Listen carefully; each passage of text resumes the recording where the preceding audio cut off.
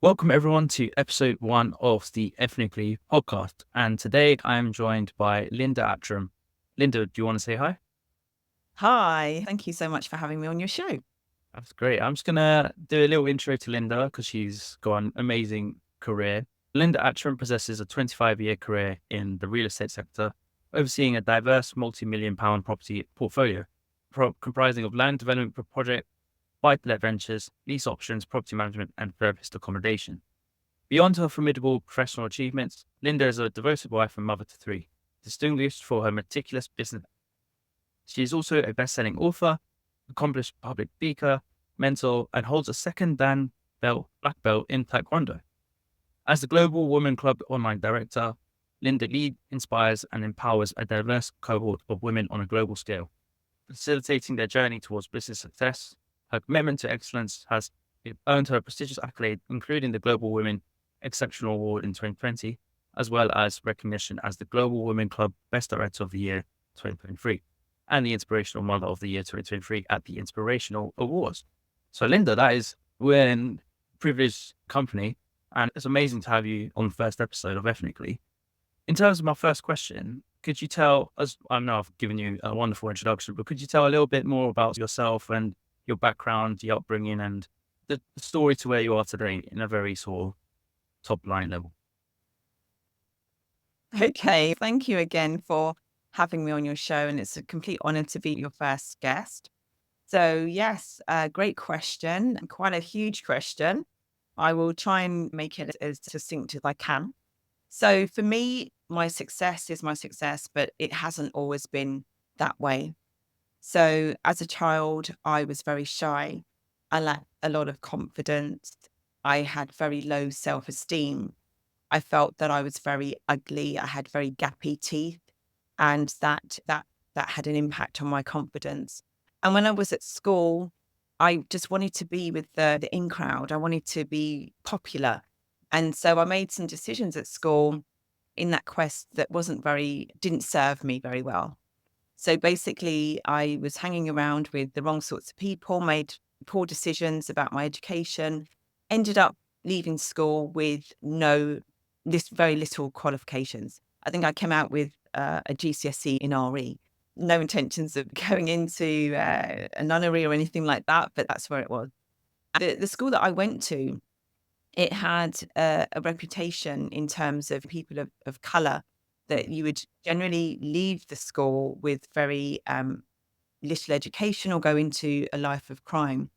Our head teacher at the time, he got murdered. A few years after I left, he got murdered outside of the school gates in a gang fight. He was trying to stop a gang fight. So that's the kind of school, the inner city school that I was in, based in London.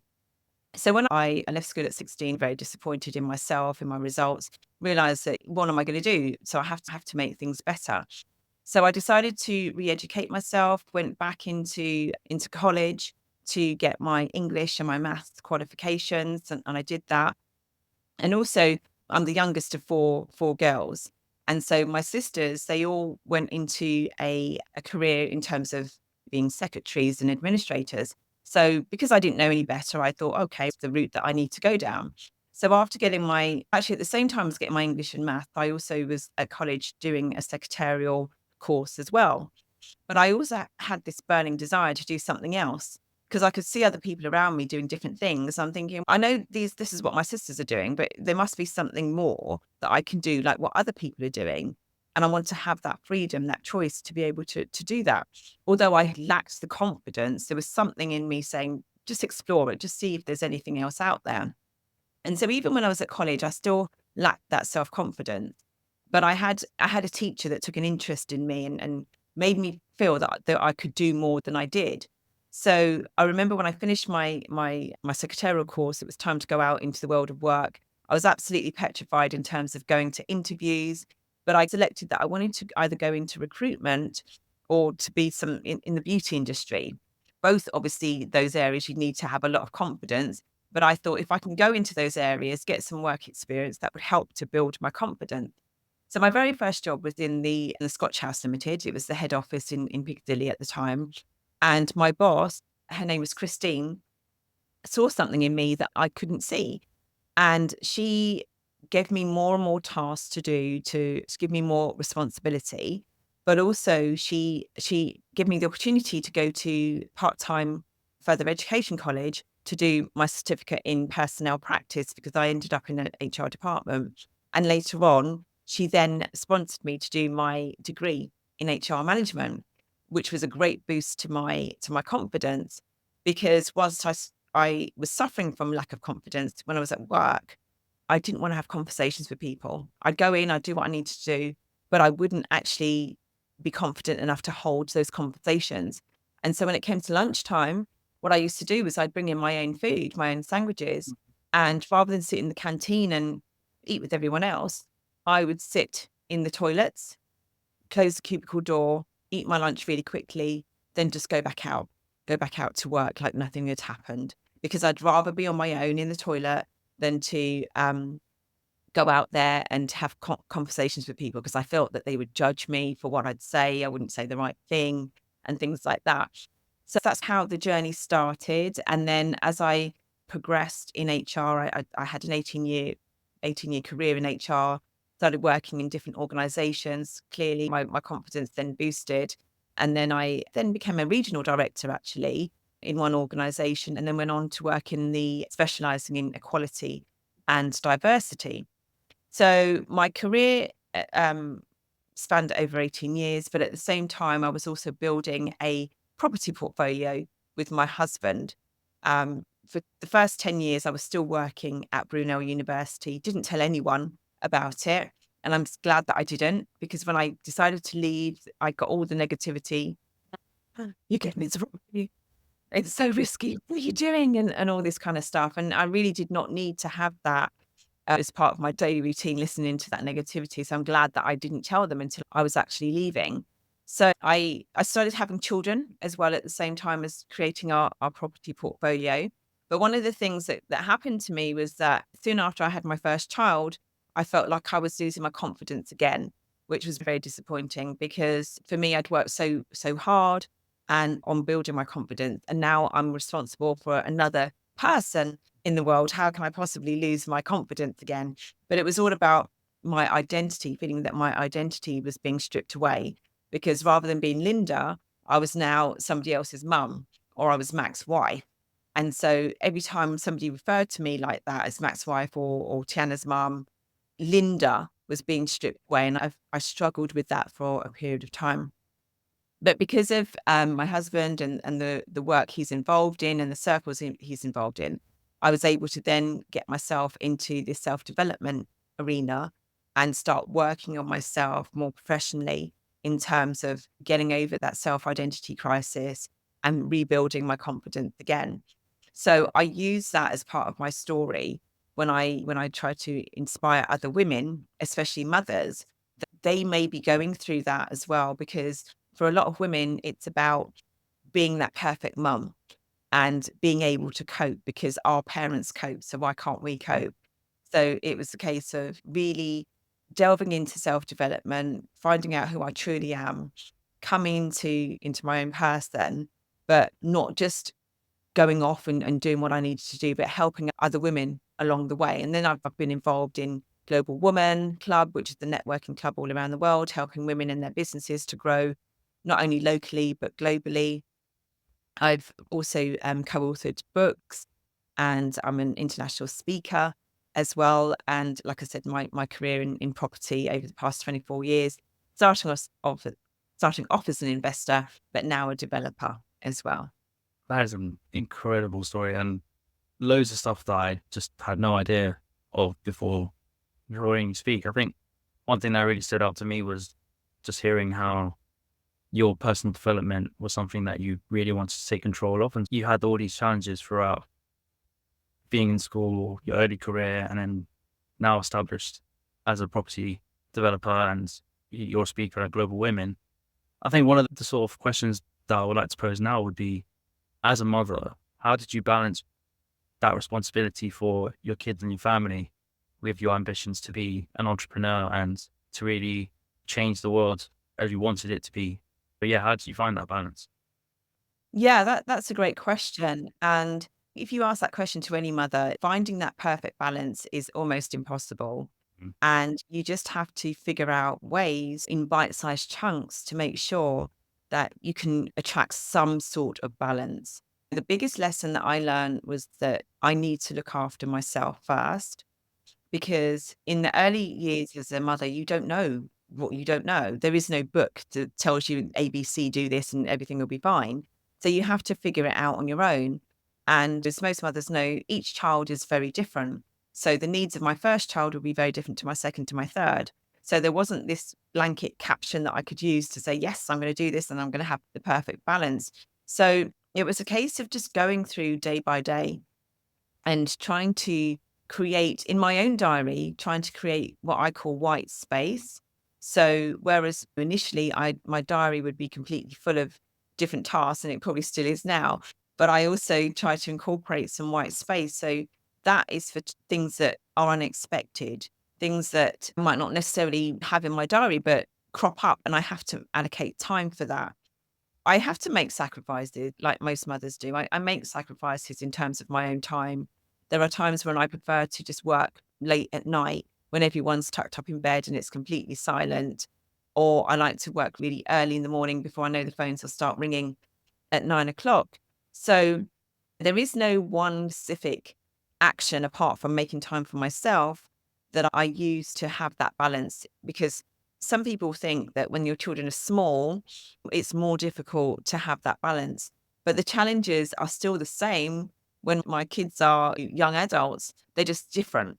They're just very different. So as long as you're a mum, you would always have that challenge until they literally move out of the home. But yeah, so I hope that that answers your question.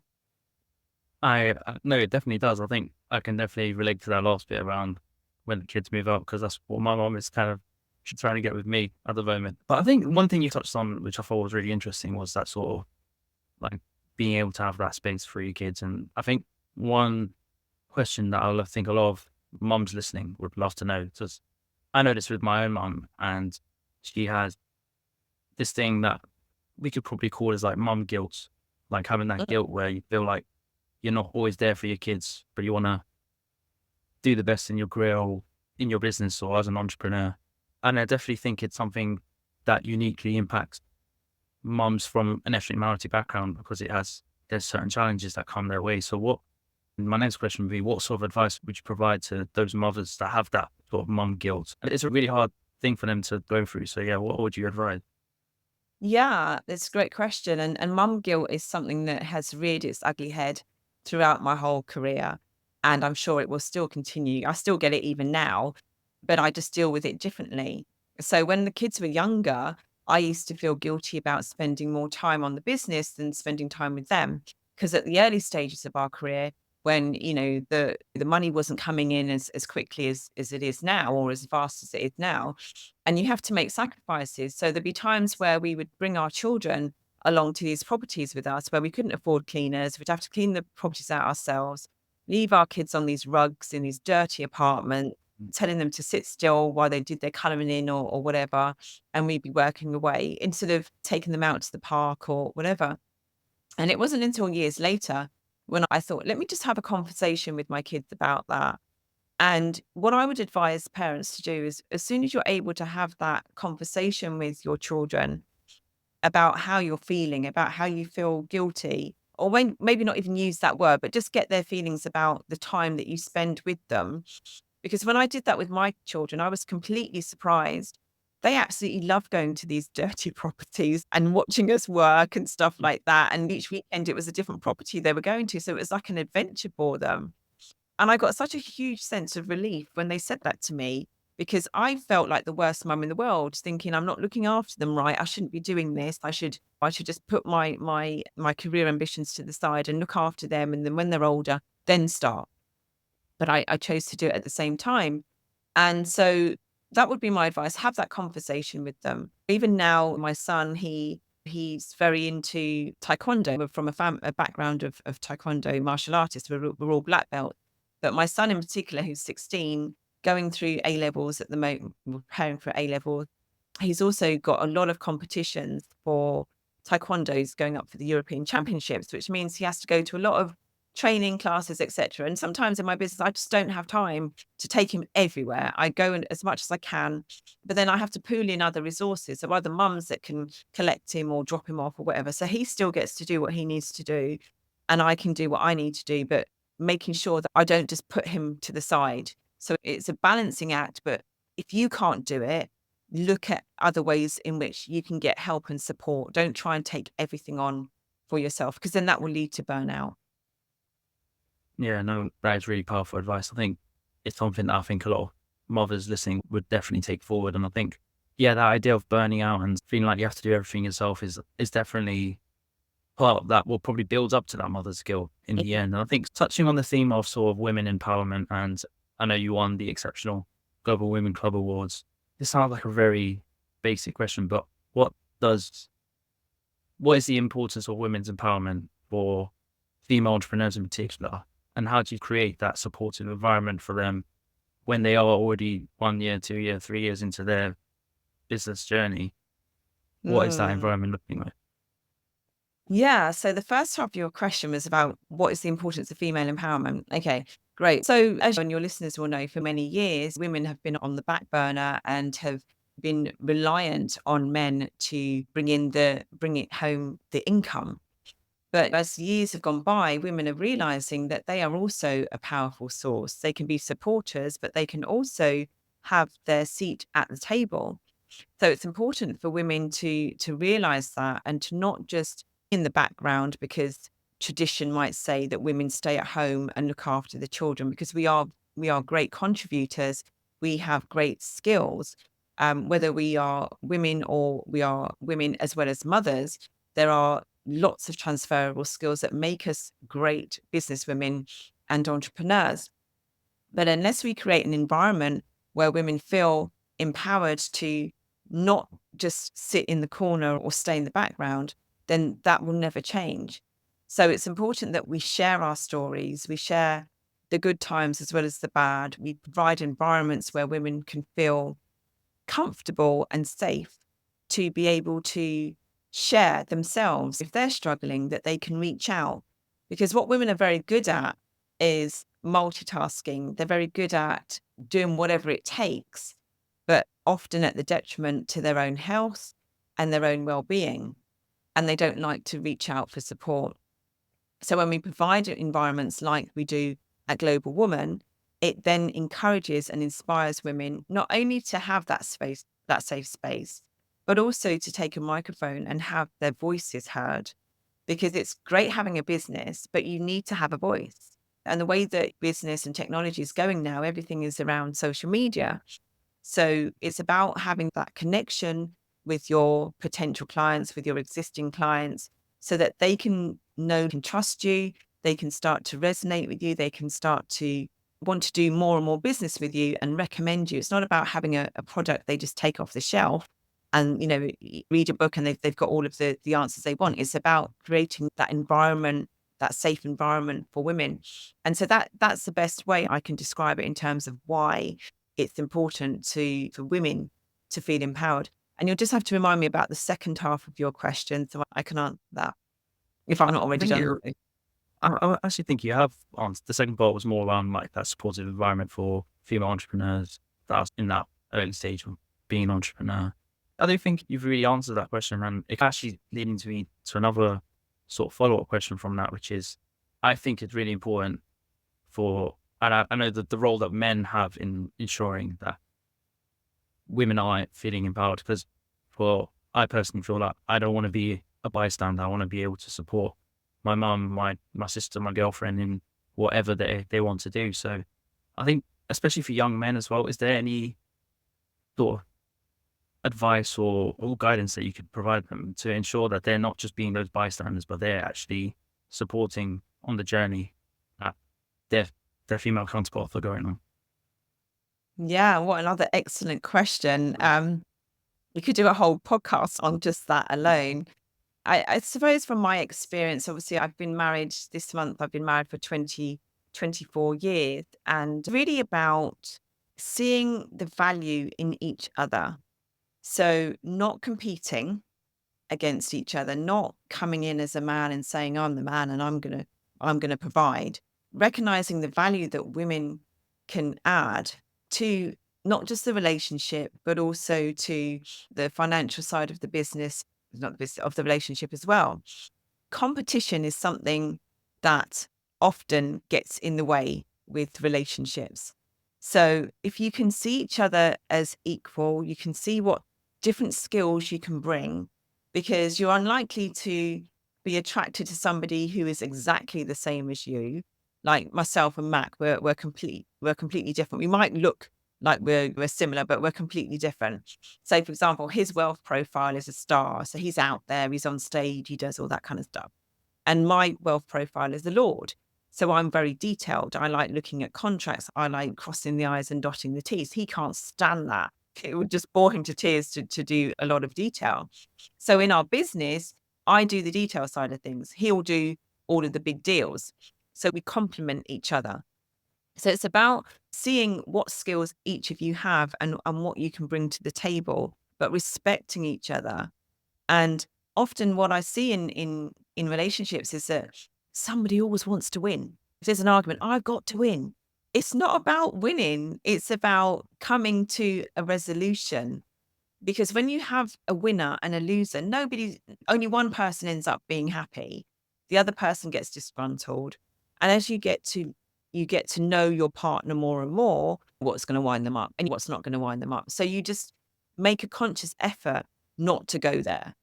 You make that conscious effort not to go there and to think out of the box. Think, how can I get a win situation out of this challenge?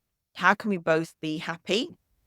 And always don't fester over things for too long. If, for example, you've got a challenge between the two of you, try and resolve it as quickly as possible. Because if you don't resolve it, the longer it lingers, the worse it will be for your relationship. No, that is really powerful advice. And I think definitely for me personally, I think I've gotten a lot from what you just said in terms of how to best support women in my life and ensuring, that they have the right environment and ensuring that, it's one winner, but you're both winners at the end of the day and that you push each other on rather than competing against each other. I think that's a really powerful message. That actually links to, as we get towards the end of the session and podcast, some sort of more friendly questions, but related to the topic of today. And I think earlier you mentioned taekwondo and you mentioned martial arts and how that's sort of something you and the family are really passionate about. How would you say taekwondo has impacted your or influenced business or your lifestyle? What are the things that sort of you take from it that you apply to your everyday life? Okay, great question. So yeah, like I said, I'm from a family of black belts. We've all got black belts. We're all second dan black belts, and Mac is a sixth dan. Actually, Brandon's just gone for his third dan. There are certain tenets in taekwondo that you have to practice when you're in the hall.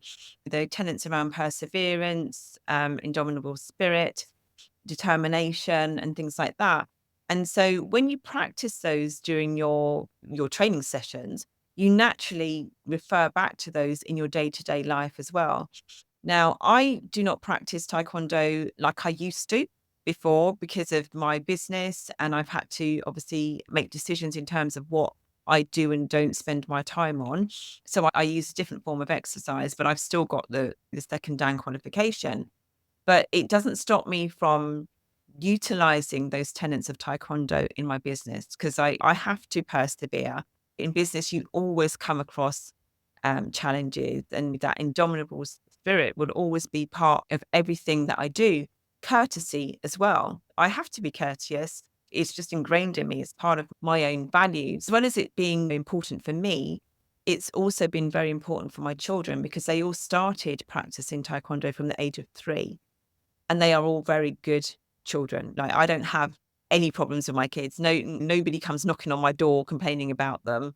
So those tenets of taekwondo have been instilled in them from a very young age. And I think it's been a pivotal backbone in their upbringing. Oh, that's amazing. I think it's actually, I remember when NC and Mac was talking about taekwondo as well. It did actually inspire me and my younger brother to take it up because I think some of those like disciplines and those habits that you build, they stay with you for life. And I, no, I think about some of the stuff I've done, football and swimming, and they've obviously helped. But I think, yeah, like a martial arts in that sense teaches you that self-discipline and the ability to stay focused on your goal. And that's really powerful. And I think that kind of relates to my penultimate question, which in terms of goals and a lot of the themes that we've spoken to today. And when you look back at your career, if you had to advise our listeners today and share the most valuable lesson you've learned, what would that lesson be? Love that question. So my most valuable lesson would be, don't waste any of your years worrying about what other people think about you or that they're going to judge you. Whether you do right or wrong, people will judge you, good, bad, or indifferent anyway. So just do whatever you want to do. Because I feel that I wasted way too many years worrying about what other people would think about me, worrying about how I dressed or what I would say or how I would come across. And it wasn't until later on in life, because I'm in my 50s now, that I really came into my own, and I'm enjoying my life immensely. But I could have had a lot more of that had I not worried or been so concerned about what other people think. And I think regardless of your age and your audience, there is a time in your life where people will naturally feel like they're being judged. They'll naturally feel that they'll want to fit in so that they can either progress in their career or progress in their business. And they'll make compromises and they'll make decisions that might not necessarily fit their own values, but they'll do that because they want to fit in and they think that's going to help them. But at the end of the day, people will judge you whatever. So if you're true to yourself and you've got a goal and you want to achieve it, then I would say focus on that goal. You will lose people along the way, but that's not necessarily a bad thing because they might be not the right people for your circle at that time. But just because you lose people doesn't mean that you won't gain even more credibility, the right sorts of people that will help you to achieve your goals and achieve that success that you desire. So I would say dream big and just absolutely go for it. And don't worry about what other people think. And if you are worried and it's something that you really can't get over, then head yourself into that self-development world, like yourself, the NACs, the MMIs, things like that. Things that will really put you in that environment that will help you to overcome those types of challenges and be around the right types of people to help you grow. No, amazing. It's definitely, I think that's incredible advice. I think being destined for those goals and setting them and launching yourself out of them rather than taking your time and thinking about what people are going to think and what people are going to say. I think particularly in the generation of social media and everyone has an opinion on everything, I think it's a really powerful piece of advice. And I think, yeah, something that I will take away from this conversation, but I'm sure a lot of our listeners will as well. And just to conclude, actually quite an interesting question and something I've taken from Diary of CEO, Stephen Bartlett. He does this thing where he asks each guest for them to ask the next person on the Ethnically or on the podcast question.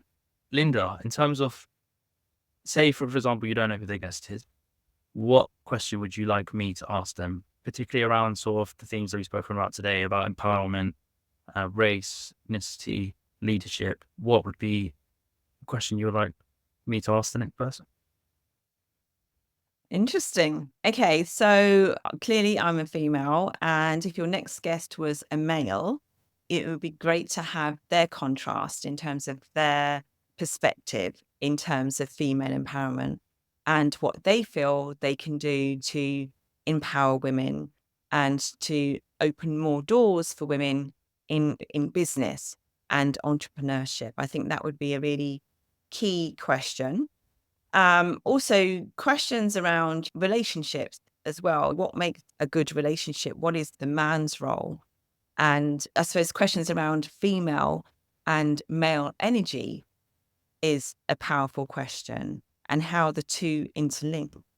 And when women go into a natural male energy because they have to, how does that make a man feel?